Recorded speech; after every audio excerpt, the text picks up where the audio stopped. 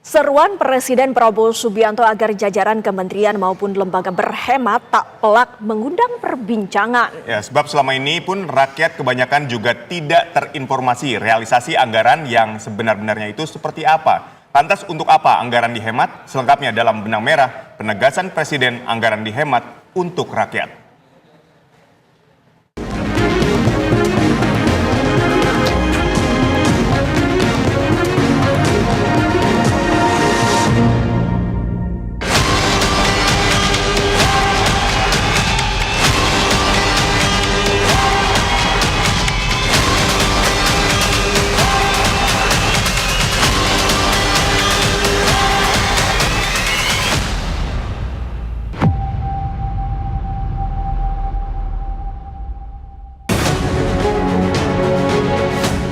Presiden Prabowo Subianto begitu semangat setiap kali menyerukan penghematan anggaran dalam berbagai kesempatan. Target penghematan yang dicanangkan memang tidak main-main. Angka dipatok mencapai 306,69 triliun rupiah dari total anggaran belanja negara 2025 sebesar 3.621,3 triliun rupiah.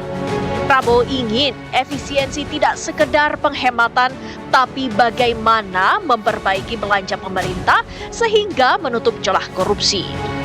Prabowo gusar lantaran tingkat korupsi di Republik ini sudah pada tingkat mengkhawatirkan. But the corruption level of my country is very alarming, to say the least. And that's why I'm determined to use all the energy, all the authority invested in me by my constitution to try to overcome this disease. Prabowo ingin bahwa penghematan itu realokasinya dapat digunakan untuk menyokong program-program unggulan dan strategis sebagaimana terucap dalam janji kampanye. Dalam 3 bulan kita telah memberi bukti kepada rakyat kebijakan-kebijakan kita adalah kebijakan-kebijakan yang berpihak kepada rakyat, berpihak kepada kepentingan negara. Mengarungi tahun 2025, Prabowo rajin mendengungkan selarik program unggulan prioritas dengan hasil terbaik cepat. Istilah populernya program Quick Win. Ada 8 program yang dikebut tahun ini. Total anggarannya disebut-sebut lebih dari 100 triliun rupiah. Program makan bergizi gratis adalah salah satunya. Alokasi anggaran MBG hingga pertengahan tahun ini menyentuh 71 triliun rupiah dengan target awal 3 juta penerima manfaat. Jumlah penerima manfaat ini akan bertambah secara bertahap beserta anggarannya. Berjalan, alhamdulillah kita telah luncurkan tanggal 6 Januari yang lalu sampai sekarang berhasil melayani 650.000 anak-anak kita di 31 provinsi. Ini berkat kerja keras banyak pihak.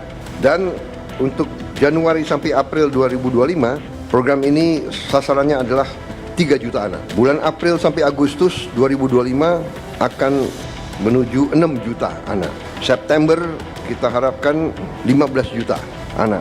Dan akhir 2025 target kita adalah semua anak-anak Indonesia bisa dapat makanan bergizi.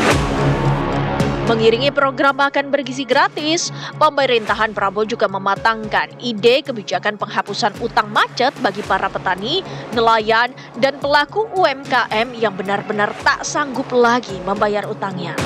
Aturan main soal ini termaktub dalam Peraturan Pemerintah Nomor 47 Tahun 2024 yang diteken oleh Presiden pada 5 November 2024. Diketahui pemerintah menyusun skema penghapusan utang macet bagi 6 juta petani dan nelayan. Total utang yang akan diputihkan di sektor ini mencapai 8,3 triliun rupiah.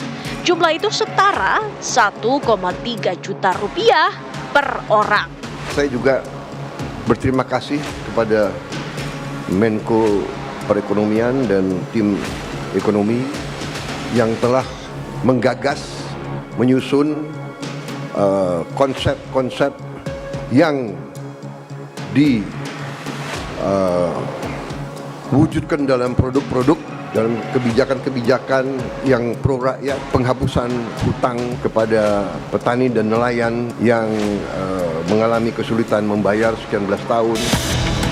Sadar program unggulan yang digaungkan membutuhkan anggaran jumbo, Prabowo mengaku sampai-sampai pihaknya ikut mengecek mata anggaran hingga kesatuan terperinci.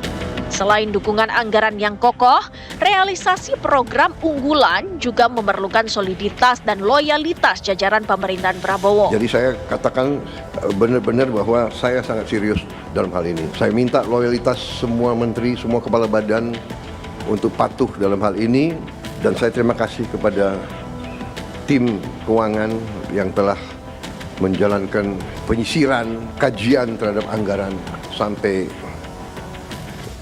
serinci-rincinya.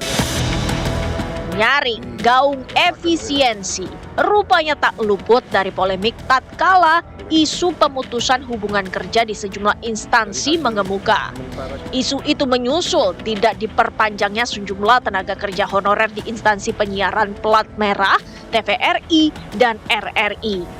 Pemahaman yang tak seragam pun ditengarai sebagai pemantiknya. Mereka ini adalah pekerja tenaga honorer di TVRI, dan mereka ini sebetulnya kontraknya habis, iya benar, tetapi mereka itu sudah 7 tahun bergabung di TVRI. Jadi status mereka adalah tenaga honorer yang ketika kemudian ada perintah efisiensi, mereka memasukkan tenaga honorer itu bukan di belanja pegawai, tapi mereka itu masuknya di belanja barang dan jasa. Ketika itu dipotong, ya mereka kemudian harus di PHK. Guidance atau panduan ya, ini sudah jelas apa saja yang perlu dilakukan penghematan.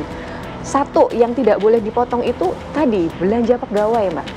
Ya, belanja pegawai itu tidak boleh dipotong karena ini kan layanan dasarnya buat pegawai itu sendiri. Dalam artian gaji pegawai begitu ya? Betul. Lalu yang kedua, ini juga adalah yang terkait dengan bantuan sosial. Kemudian juga yang terkait dengan subsidi-subsidi yang diberikan, dan itu pasti dampaknya untuk pelayanan masyarakat sangat besar ya. Jadi hal-hal ini tidak boleh dilakukan pemotongan. Prabowo tentu mahfum, kebijakan efisiensi yang diusungnya tak selalu diartikan selaras. Tapi Presiden juga tak jemu mengingatkan bahwa orientasi para pemangku kebijakan adalah NKRI. Orientasi kita pertama untuk negara. Kita memang ada yang berasal dari partai politik, ada yang berasal dari organisasi kemasyarakatan dan sebagainya. Tapi begitu kita sudah disumpah, begitu kita menjabat sebagai pejabat negara, orientasi kita, kepentingan kita adalah untuk negara. Presiden Prabowo Subianto bersungguh-sungguh menggalakkan efisiensi di banyak sektor. Selain memangkas anggaran kegiatan seremonial dan perjalanan dinas, sederet budget fantastis di pos-pos non-strategis juga dikikis hingga lebih dari separuhnya.